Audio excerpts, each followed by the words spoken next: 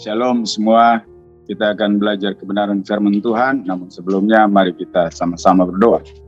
Terima kasih Bapa yang baik, perkenanan-Mu yang buat kami ada. Kami akan belajar kebenaran firman-Mu. Roh Kudus tolong setiap kami untuk dapat mengerti firman-Mu dan mampukan kami untuk hidup dalam kehendak-Mu. Amin. Shalom saudara seiman yang saya kasihi dalam Tuhan kita Yesus Kristus. Kita akan belajar firman Tuhan dengan tema cara mendengar menentukan kualitas rohani. Nah, kita tahu bahwa iman adalah sesuatu yang sangat prinsip dalam kekristenan. Setiap kita rindu mengalami yang namanya pertumbuhan iman. Kita mengharapkan terjadinya multiplikasi dalam hal rohani.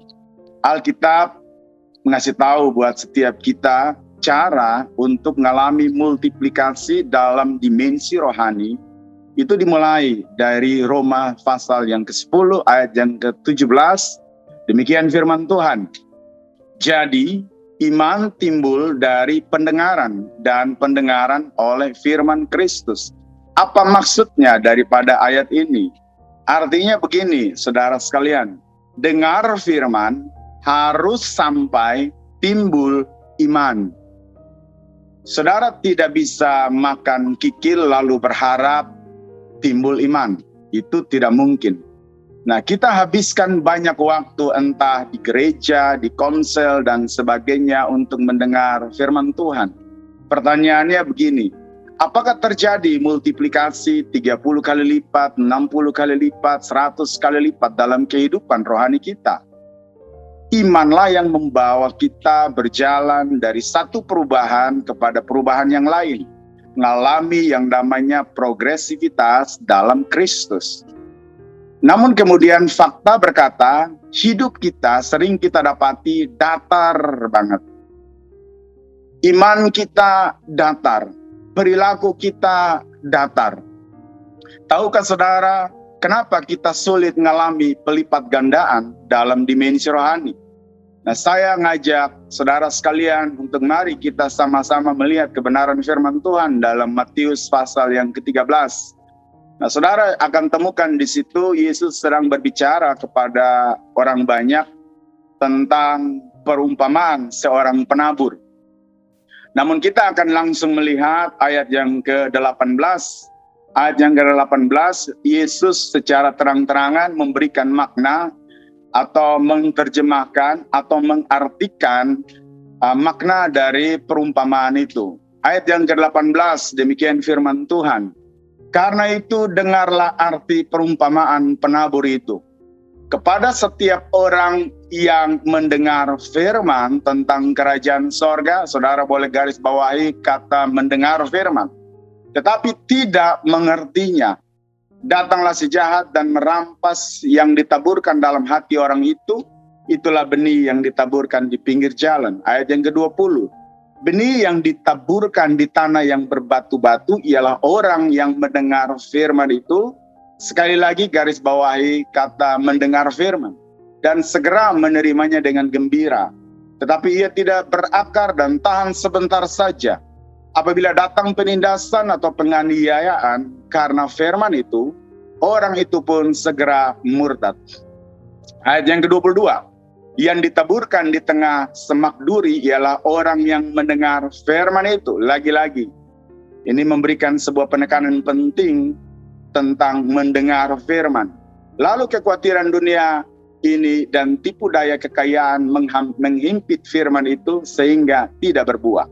Ayat 23, yang ditaburkan di tanah yang baik ialah orang yang mendengar firman itu dan mengerti. Dan karena itu ia berbuah, ada yang 100 kali lipat, ada yang 60 kali lipat, ada yang 30 kali lipat. Nah, bukankah mereka sama-sama mendengar firman? Keempat tipe orang ini, mereka sama-sama mendengar firman.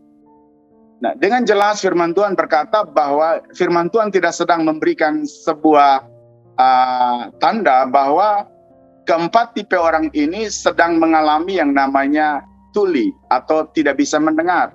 Mereka memiliki telinga yang baik, mereka bisa mendengar, mereka tidak tuli. mereka semua mendengar firman, tapi kenapa hanya satu orang yang mendengar firman, lalu kemudian terjadi multiplikasi 60, 30, dan 100 kali lipat?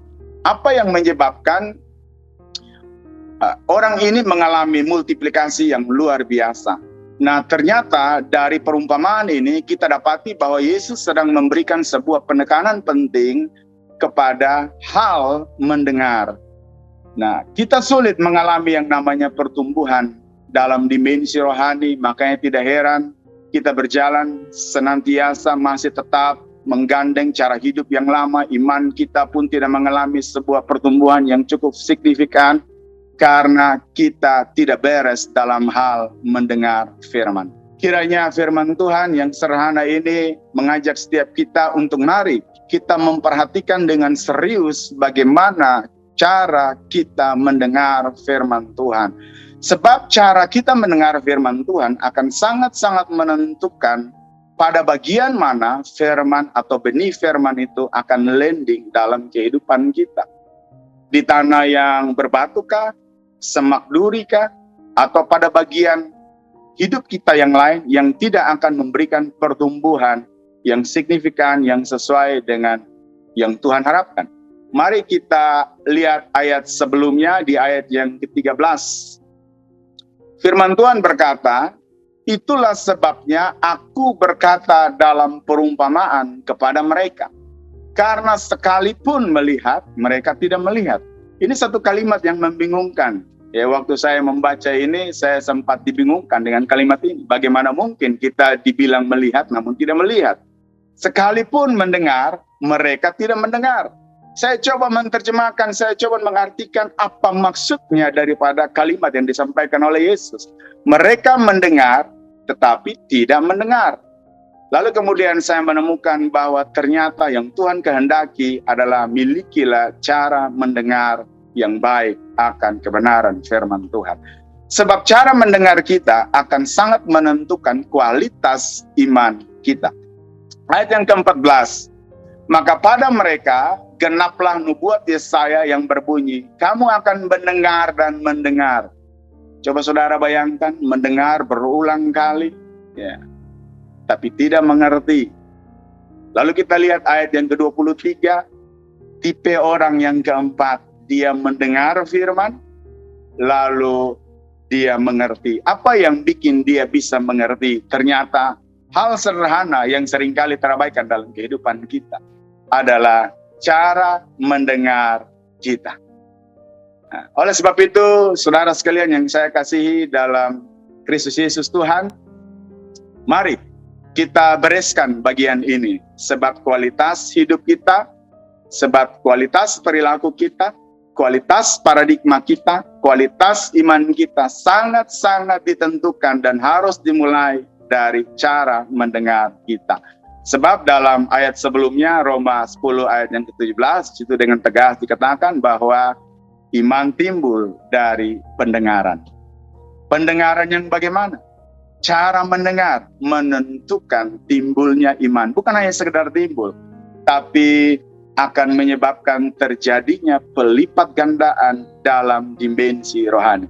Oleh sebab itu, pagi hari ini saya mengajak saudara sekalian untuk mari kita perhatikan dan bereskan bagian ini. Terima kasih, Tuhan Yesus memberkati. Mari kita satukan hati, kita kembali berdoa. Terima kasih Bapa yang baik, kami telah menikmati kebenaran firman-Mu, mampukan setiap kami untuk dapat memiliki cara mendengar yang baik, cara mendengar yang benar, sehingga kami boleh terus bertumbuh dan mengalami pelipat gandaan dalam dimensi rohani.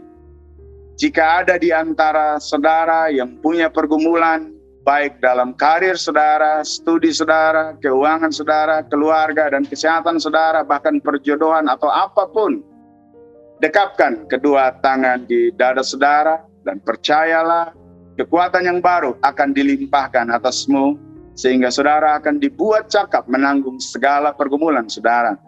Tuhan akan melepaskan berkat-berkat-Nya atas hidup saudara, dan damai sejahtera Allah yang melampaui segala akal senantiasa memelihara hati dan pikiran saudara dalam Kristus Yesus.